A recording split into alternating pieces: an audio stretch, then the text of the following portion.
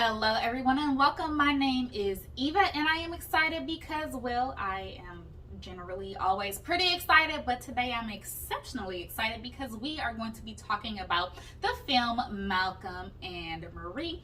And this film definitely piqued my interest. One, because it features two beautiful individuals of color, and also because it is something definitely I can sink my teeth into as a former mental health professional and one who has done couples counseling and who also serves as an author, ghostwriter, and publication specialist. So basically, I am all about characterization and the depths that can be reached with acting and in literature. Art reflects life, life reflects art, and literature and film reflects all of those things basically. So this is going to be your one and only spoiler alert. If you have not seen the film and intend to, go ahead and pause this video and come back to it. But if you don't have any plans on watching or have already done so, feel free to drop your comments below and let me know what you think about the film as well. So without any further ado, we are going to go ahead and dig right in. Malcolm and Marie is about an argument, and this is not just any argument. This is one of those end-all be-all arguments where you may or may not come back to the relationship fully intact after this type of argument happens. It is a in-depth look at the lows people can go to when they are talking and having a fight and with somebody they love, right? So this is a person and you're in a relationship, maybe 6 months, maybe 5 years, maybe 10 years, but you've gotten to the point where the gloves come off, and this is what this film is about. Now, Malcolm is played by John David Washington, and Marie is of course played by Zendaya. And let's go ahead and dig even deeper. I have my notes right here. This film is all about the mixing of two egos and how everything sort of devolves. Egos are deflated and feelings are hurt.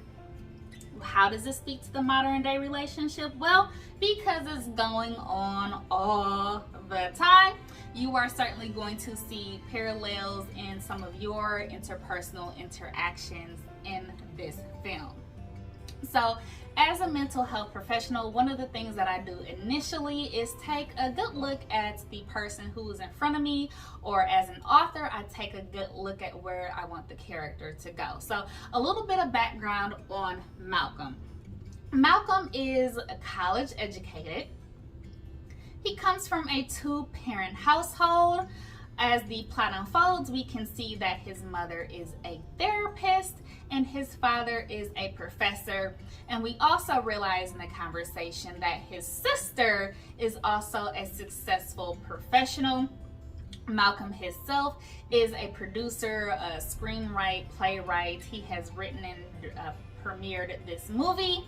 And yeah, he is basically an individual who is unable to walk away from an argument, and in so doing expresses his emotional inability to connect with others. In short, he's a little bit obtuse as far as emotional department and communication goes. Okay, now let's take a look at Marie. She is a chain smoker and she is also a recovering addict. Now, it doesn't say specifically what substances she may have been using.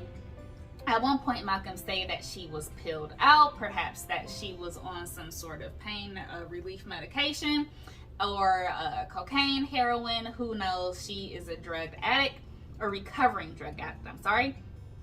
However, she is also noticeably witty, emotionally intelligent, and has several layers to her, which we see play out in the majority of the film. Now, let's go ahead and get into some of the themes of this movie. This is a multi-thematic film because there are so many topics that are covered and which drive my spidey sense crazy as an author and one who has done couples counseling in the past.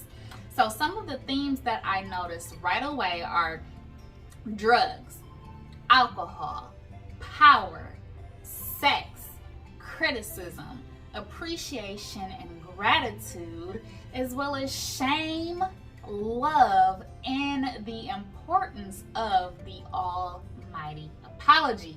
Now, if apologies are something that you need to refer to in depth, I have a video on that, but I digress. Let's continue. The setting of the film is at Malcolm and Marie's home, which is in California. We learned during the film that this is actually a home that the production company has allotted them to live in. We don't know how long they have been there, but it is sort of an isolated area, which plays in greatly as the plot unfolds, as some of the scenes take place outside, which is something that would not have been able to occur had they been in a more densely populated area or an inner city. So this plays a big role in the plot itself.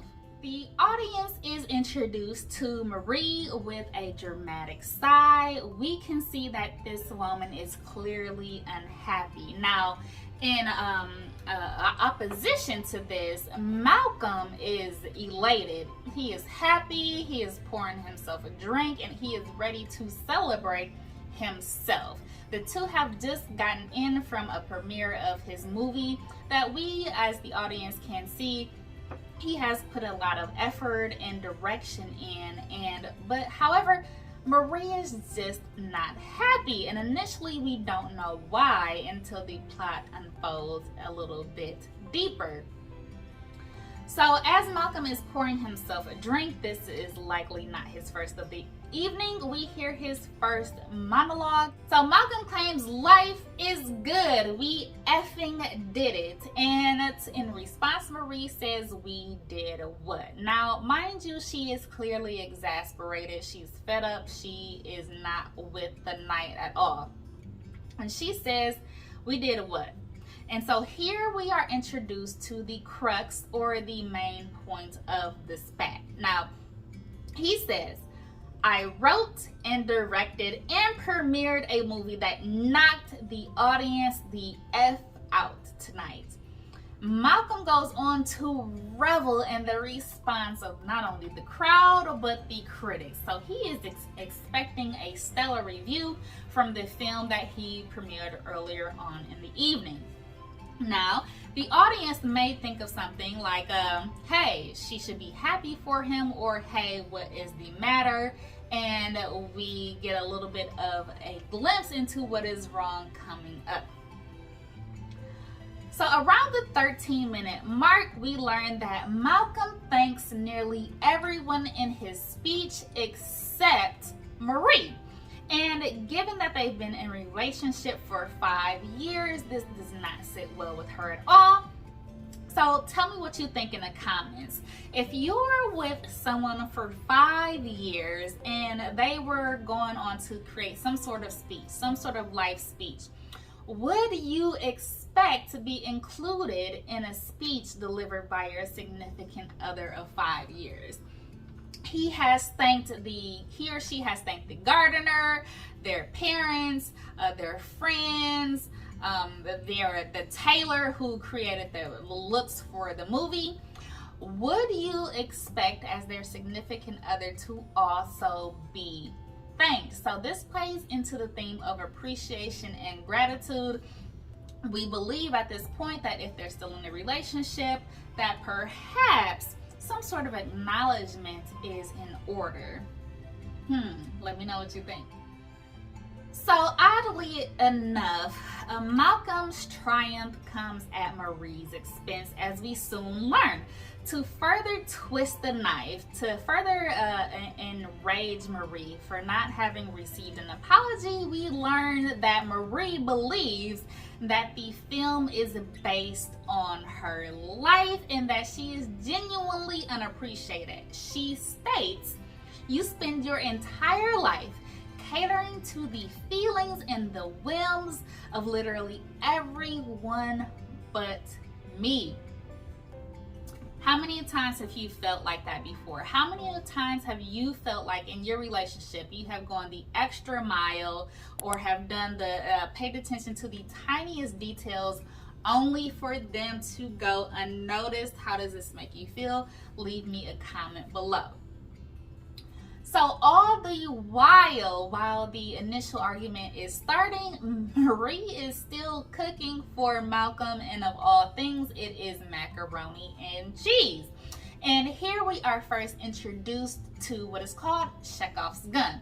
Now, Chekhov's gun is a literary technique wherein the audience is introduced to an element in the film, whether that be an object or a person, that reappears later in the scene. So you can sort of think of it as a bit of foreshadowing. Now, in this case, a knife is Chekhov's gun. We are going to see this knife again. It has extreme significance later on, so I promise that we'll get back to that. I just wanted to point that out as a literary device.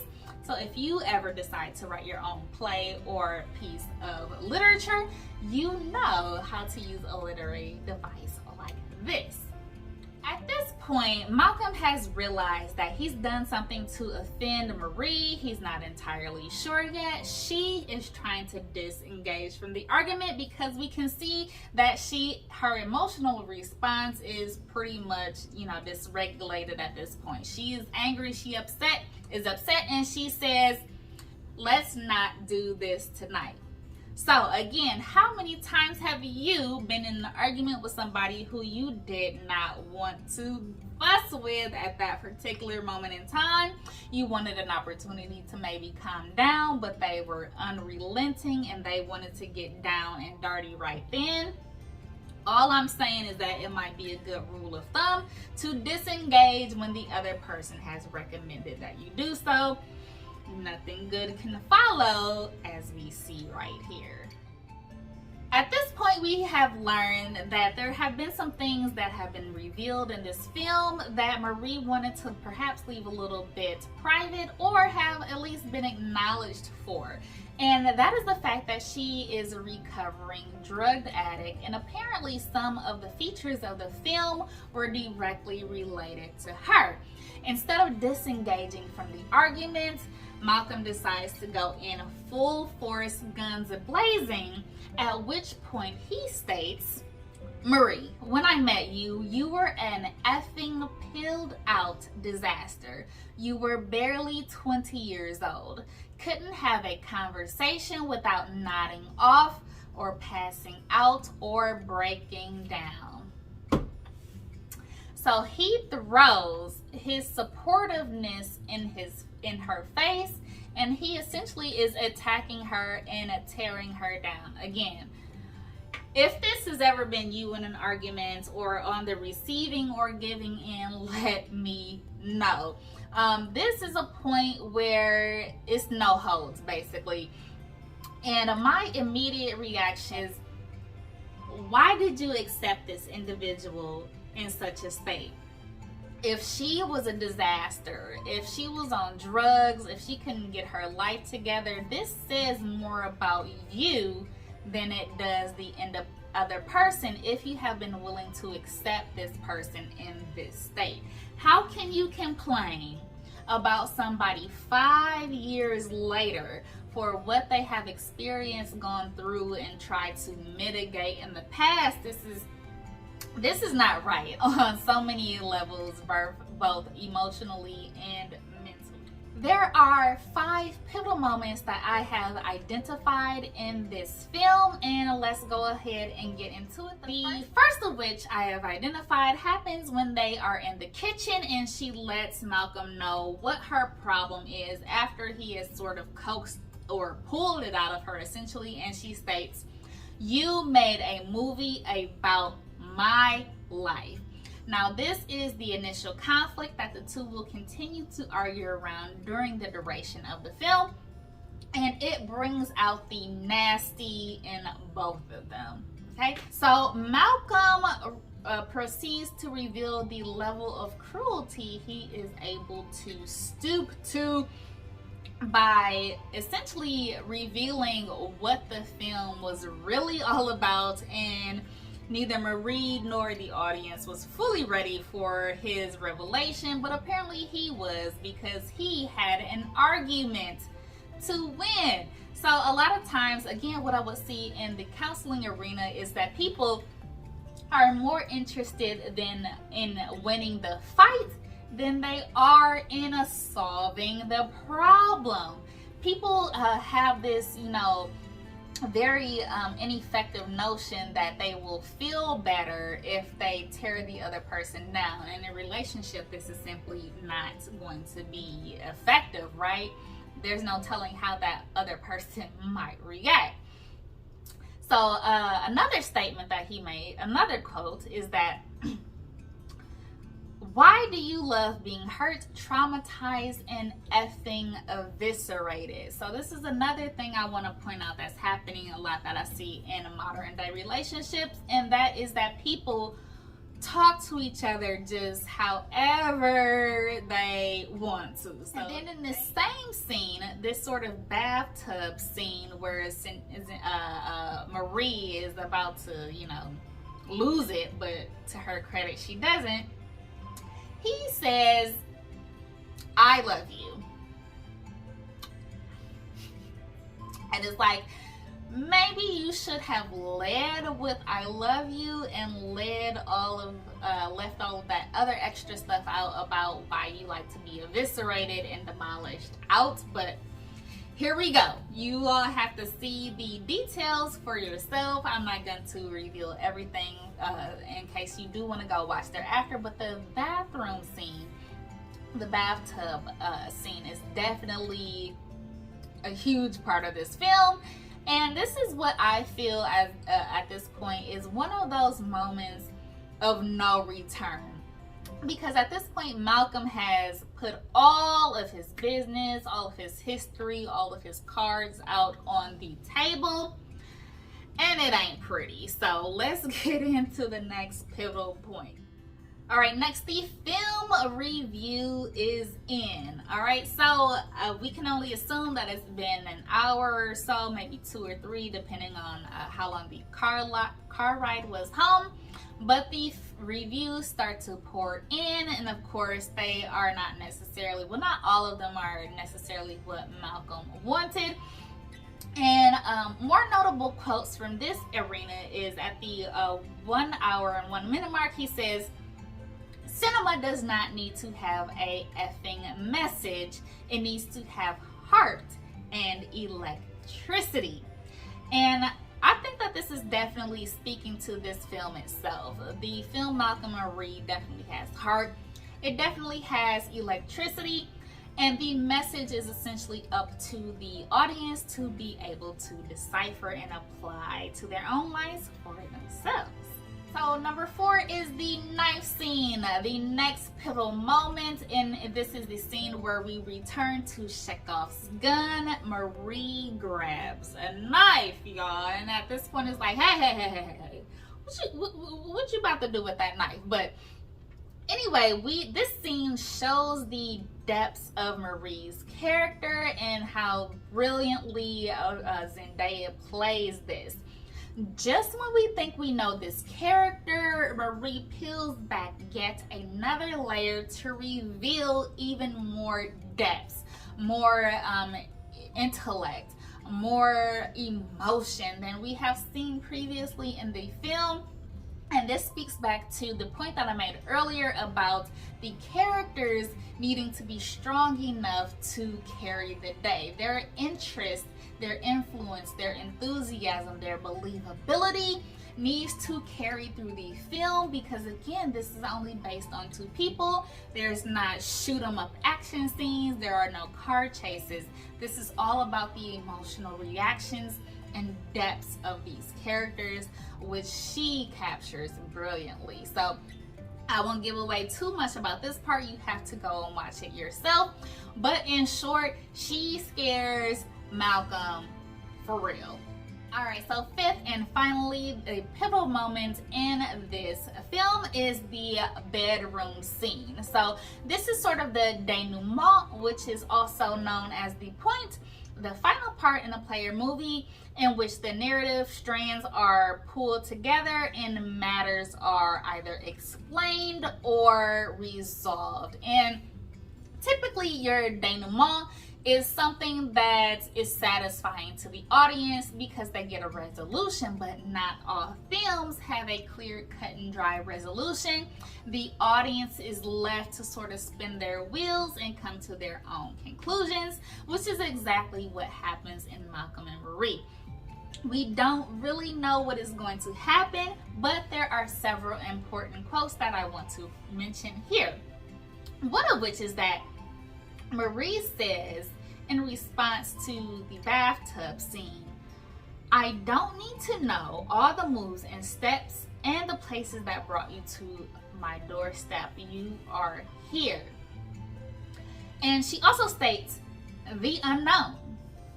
It is what supports the tension of a relationship and forces us to be the best version of ourselves." So in other words, she is telling Malcolm in so many words how he has essentially damaged this relationship.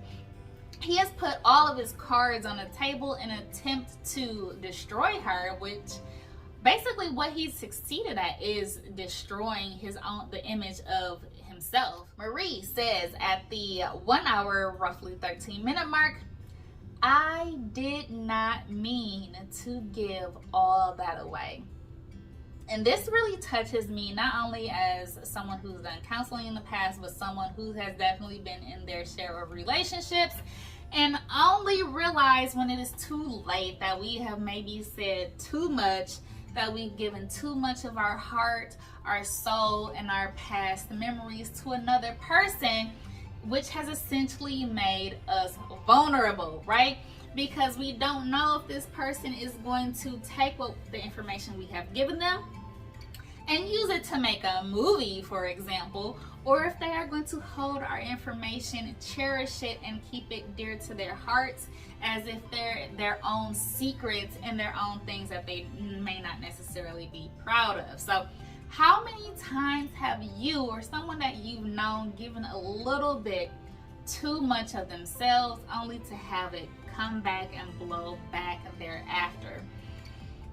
Whew. All right, some notable quotes about Malcolm, and here's the one that I think that sums him up pretty well. At the 1 hour and roughly 5-minute mark, he says people should be effing reckless. They should yell at the top of their lungs. I think this pretty much sums up Malcolm's character as he is dancing and jumping over furniture and expressing himself like there is no other. And during the bedroom scene, here's another quote from Malcolm: "I feel like we are going to get married and divorced at least a couple of times. Might as well start now." So what do you think about this? Have you been in a relationship that has been so tumultuous that you feel that you're making up and breaking up and making up and breaking up, and things are essentially a roller coaster ride? Well, I will tell you that this is not healthy. If you are in a relationship like that, get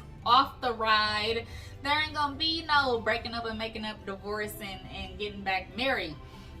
You need to figure out your stuff first. And in my opinion, the mark of a great film has a lot to do with whether or not I would watch it again. So you're invested maybe 120 minutes or so into a film. Time is precious. We're not gonna get it back. My mark of a great film is whether or not I would watch it again, and I am going to say affirmed. I'm gonna go ahead and put my Simply Affirmed stamp on this, and in case you're not aware and haven't seen my other videos, Simply Affirmed is the name of my company, so it gets my official affirmed stamp. I would absolutely watch this again and definitely recommend it because there are several takeaways to this film. So let's get into those right now. There are several takeaways or questions to ask yourself after watching this film. The first of which is, how can I become a better partner if I am not the ideal version of same already? Okay. Number two, What does this relationship look like after a fight in 6 months, 5 years, 10 years? Is it everything that we hoped for? Are we able to bounce back and recuperate a version of our former selves? Number 3, do you say thank you enough or show gratitude to the ones that you love? Now, this doesn't have to exclusively be in the realm of a relationship. If you have a parent, a friend, a sister, a cousin, is there anyone in your life who you need to say thank you to just simply for existing? Okay, this is one of the major themes in the film: appreciation, gratitude, and the simple power of not only an apology but a thank you. Number 4, like Marie mentioned in the film, is there a point in the relationship where you get so comfortable and so laid back that you feel like this person is never going to leave you? And what has happened thereafter?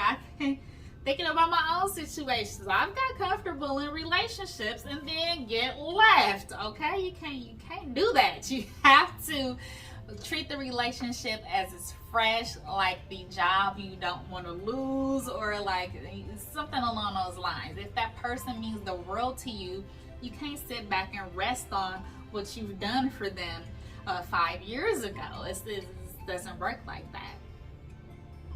And then finally, number 5, is there hope for a relationship of any kind after betrayal?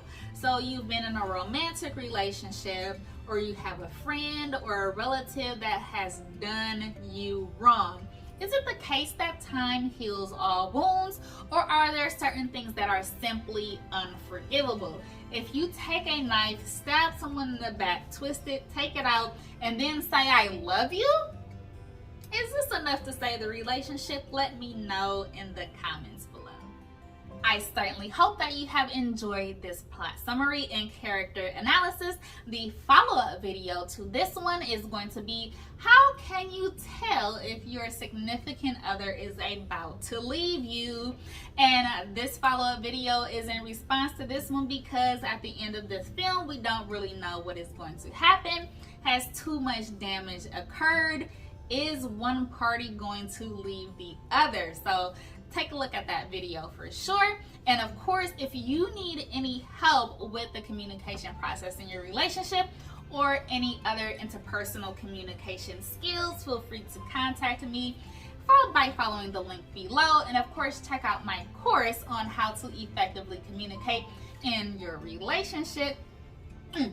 As always, keep writing and keep speaking with confidence, and take care.